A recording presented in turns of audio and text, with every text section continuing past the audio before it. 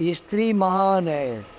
स्त्री को कभी भी छोटा नहीं समझना चाहिए, घर में नहीं बंद रखना चाहिए।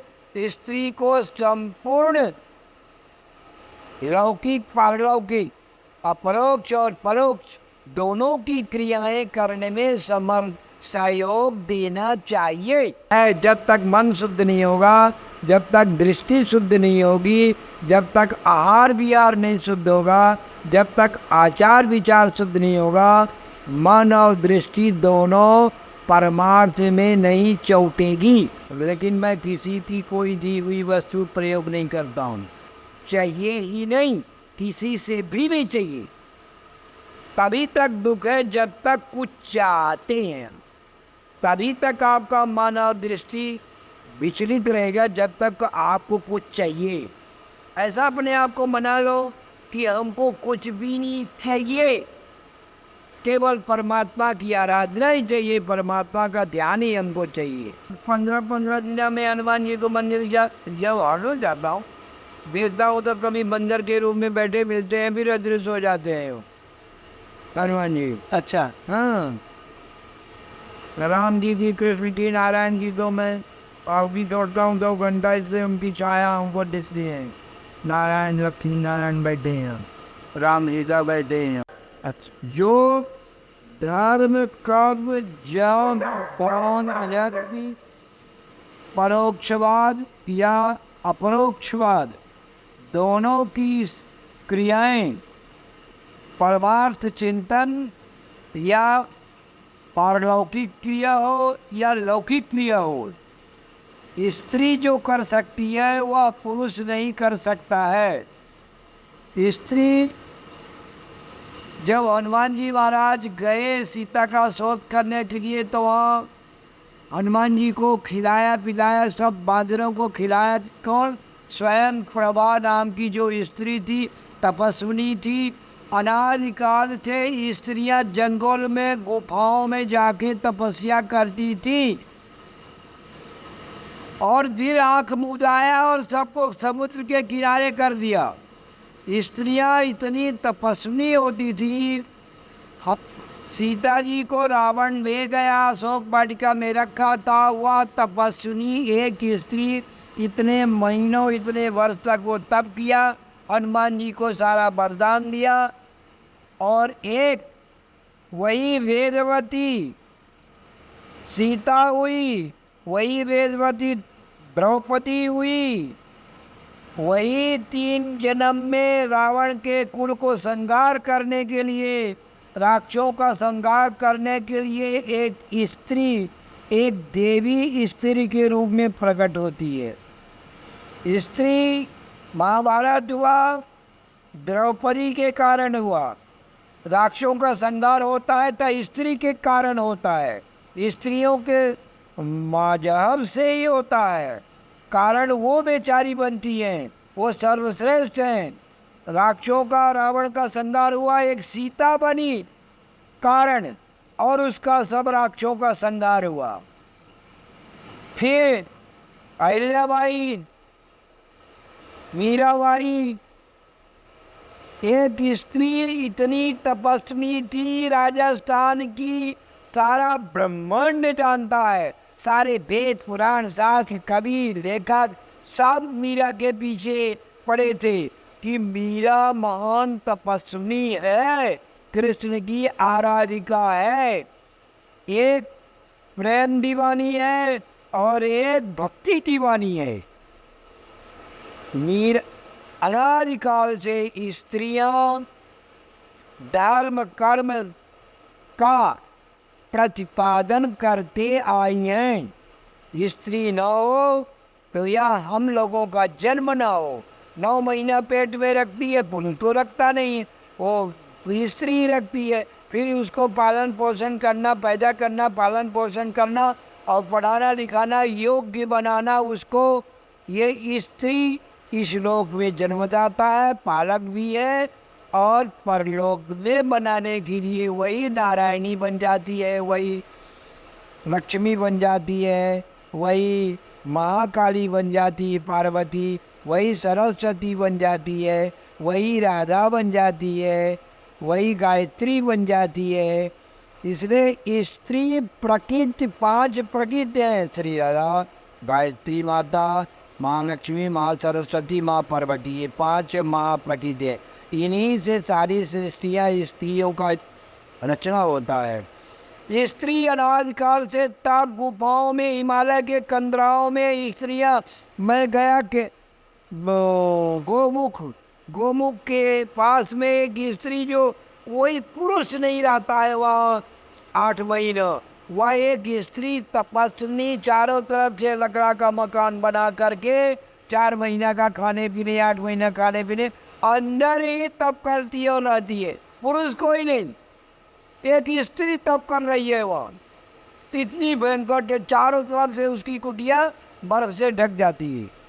इसलिए स्त्रियाँ सर्वपूज्य है, महान है, देवी स्वरूपा है, प्रकृति स्वरूपा है। यदि माया के स्वरूप भी है वो, उनको माया का स्वरूप भी कह सकते हैं। स्त्री, ब्राह्मण, बालक अबद्ध है, मृत्यु दंड नहीं दिया जा सकता है, इसलिए स्त्री महान है। स्त्री को कभी भी छोटा नहीं समझना चाहिए, घर में नहीं बंद रखना चाहिए। स्त्री को संपूर्ण लौकिक, पारलौकिक, अपरोक्ष और परोक्ष दोनों की क्रियाएं करने में सहयोग देना चाहिए। स्त्री बड़ी दयालु भी होती है, बड़ी पालक पोषण होती है, बड़ी नम्र भी होती है। इसलिए पालन पोषण यदि जीव का करना है तो नारी प्रकृति, नारी संपत्ति को बचाओ, नारी प्रकृति को, नारी संपत्ति को, नारी गुण को, नारी प्रकाश को, नारी शाश्वता विग्रह को सपोर्ट करो। देखिए गुरु जी, जैसे एक होता है कि ऐसे गुरु और शिष्य का एक रिश्ता होता है, लेकिन आज के समय मनमुखियों की अलग है, कथावाचक व्यासपीठ से मंत्र दे रहे हैं, और मैं देखा हूँ कि बहुत शिष्य धारण करते हैं, गुरु धारण करते हैं, एक साथ नारियल मंगवाते हैं। तो गुरु शिष्य के क्या महत्व होता है? गुरु का धर्म है कि वही क्रिया, वही संवाद, वही जप तप नियम साधना बता रहे जिससे परमात्मा की प्राप्ति हो। जो परमात्मा की प्राप्ति का मार्ग का निर्णय गुरु शिष्य को देता है, उसी को गुरु कहते हैं, और वही शिष्य उसका है। शिष्य का धर्म है कि गुरु के चरणारविंद का चिंतन करना, गुरु के आज्ञा का पालन करना, गुरु की आज्ञा का पालन करना ही शिष्य का तप है, जप है, नियम है। उसके बताए हुए क्रियाओं को भी संपन्न करे वो, ये गुरु शिष्य का फर्ज है। लेकिन गुरु का फर्ज है कि भौतिक बात को छोड़ करके परमात्मा का चिंतन होवे, वही क्रिया गुरु शिष्य को बतावे। वह गुरु नहीं है। गुरु शिष्य बधिर अंध कर देगा, यदि न सुना एक नहीं लेगा। गुरु अंधा है, शिष्य बहरा है। ये कलयुग के शब्द हैं, लेकिन गुरु बहुत ऊर्ध्वपूर्ण होता है, तेजस्वी होता है, प्रकाशवान होता है। गुरु को सात्विक होना चाहिए, और शिष्य के पास कुछ न हो तो भी उसको फूल तुलसी से गुरु मंत्र दे देना चाहिए, और कान में कपड़ा ढक के ही देना चाहिए। मंच, स्टेज या किसी रेल या सड़क में, बगीचा में ऐसा मंत्र देने का संविधान नहीं है। गुरु जहाँ तक हो सके ब्राह्मण के बालक को ही बनाना चाहिए, नहीं तो फिर गुरु ब्राह्मण क्षत्रिय वैश्य शूद्र चारों में जो योग्यता होती है उसको गुरु तपस्वी है, सात्विक व्यक्ति का है, कोई भी जाति का है, उसको गुरु मान लिया जाता है। मान ले भी और उसकी पूजा करे तो भी उसका अनिष्ट नहीं होगा। लेकिन जहाँ तक हो सके ब्राह्मण के बालक को गुरु बनाना चाहिए। जैसे विश्वामित्र जी क्षत्रिय थे, ब्रह्मर्षि हो गए तब कर दिए। ऐसे न जाने कितने वैश्य थे, मेधा सुमेधा, ये सब जो दुर्गा सप्तशती में वो वैश्य था, दिव्य ज्ञान प्राप्त किया, राजा था सुमेधा, वो भी दिव्य ज्ञान प्राप्त किया ऋषि के द्वारा। इसलिए पुराणों में ऐसी ऐसी बहुत सी कथाएं हैं, किसी भी जाति का हो वह तपस्वी है, उसका सम्मान आदर करना चाहिए, ये सारी योग्यता उसके अंदर आ जाती है। अच्छा गुरु जी, जैसे एक साधक है जो राजस्थान से है, उन्होंने कहा हम साधक की क्या दिनचर्या होनी चाहिए, तुम इतने संतों के पास जाते हो तो हमें कैसे अनुभव होगा कि हम साधना में आगे बढ़ रहे हैं? ये काम क्रोध लोभ मर्द मत्सर ईर्षा राग द्वेष, इनको मिटाने का सबसे पहले प्रयास करना चाहिए, तभी मन परमार्थ में लगेगा। चित्त वृत्ति को शुद्ध करना, मन को शुद्ध करना, द्रव्य को शुद्ध करने के बाद ही, आहार विहार को शुद्ध करने के बाद ही मन लग सकता है। जब तक मन शुद्ध नहीं होगा, जब तक दृष्टि शुद्ध नहीं होगी, जब तक आहार विहार नहीं शुद्ध होगा, जब तक आचार विचार शुद्ध नहीं होगा, मन और दृष्टि दोनों परमार्थ में नहीं चौटेगी। ये फाइनल है। तो इसका शुद्ध करने का मार्ग क्या है गुरु जी? आहार करना, विषयों से, संसारियों के बीच की वासनाओं से बचो, वासनाओं से बचो। वासनाएं हर जाति की होती है, हर तरह की होती है। उन सभी वासनाओं से बच करके एकांत में गुरु के पास रह करके और चिंतन करना चाहिए। मन को शुद्ध करो, चित्त को शुद्ध करो और परमात्मा का ध्यान लगाओ। परमात्मा के विग्रह का चरण से मस्तक तक ध्यान लगाओ, उसकी पूजा करो। भक्ति ज्ञान और निष्प्रिय कर्म योग, भक्ति योग, ज्ञान योग, निष्प्रिय कर्म योग, जो कुछ करो परमार्थ को, नारायण को अर्पण कर दो, राम को अर्पण कर दो, कृष्ण को अर्पण कर दो, देवी को अर्पण कर दो, शंकर पार्वती को अर्पण, जिसका जो आराध्य हो। इस प्रकार करते करते करते करते करते करते मन को शुद्ध करो, दृष्टि को शुद्ध करो। जब मन और दृष्टि, क्योंकि साधना का नाम है, साधना का नाम है, योग का नाम ही है, मन को परमात्मा में, मन परमात्मा और मन को एकत्व कर देने का नाम तप है, योग है, साधना है।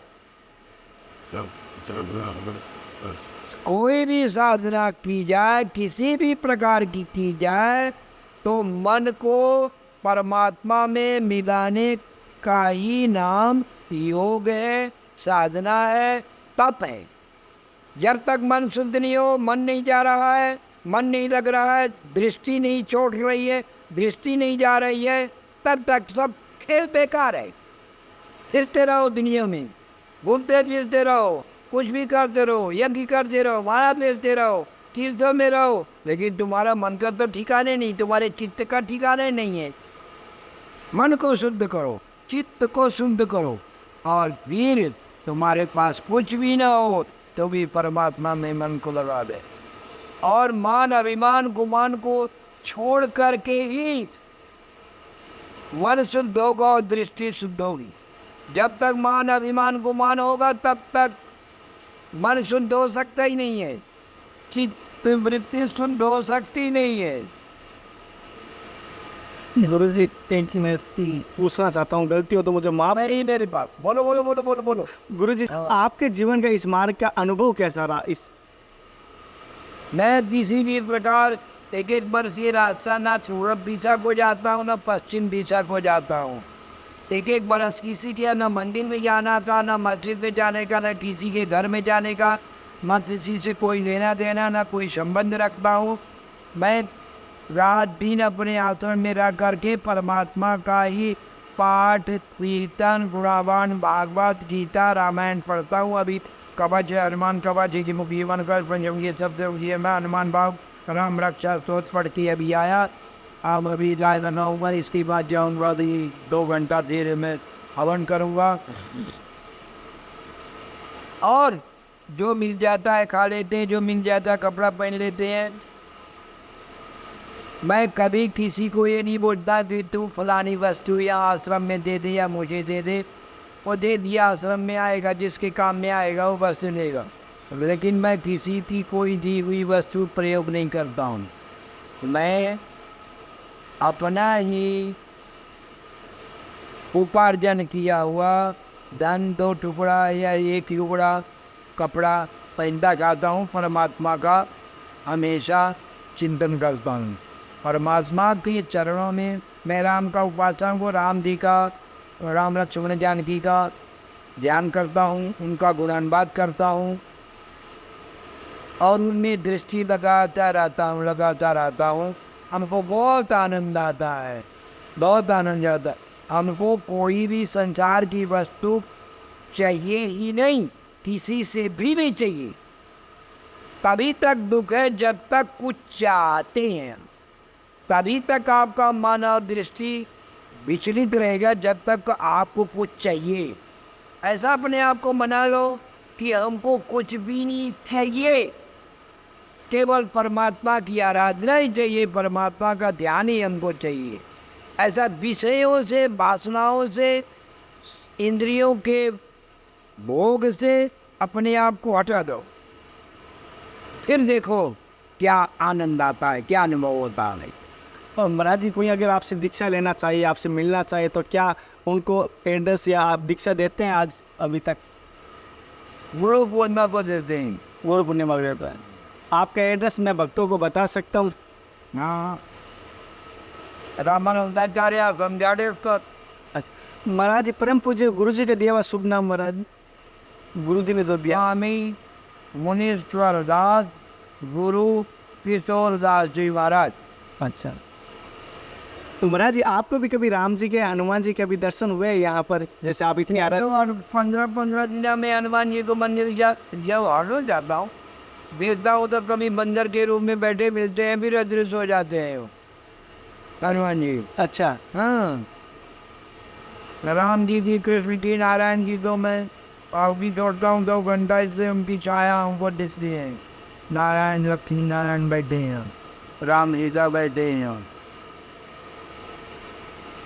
अच्छा, राधा कृष्ण की उपासना करता हूँ, भागवत पढ़ता हूँ मैं हर रोज 1 अध्याय, श्रीमद् भागवत महापुराण 1 अध्याय डेली भागवत। अच्छा, वो शाम के 8 साढ़े 8 के बाद। अच्छा, हर रोज। मेरा कोई दूसरा बीमारी नहीं है, न किसी भी कोई लेना देना संबंध पूरी रखता ही। तो फूड मिल गया भाई, कान डाल गया खा लिया।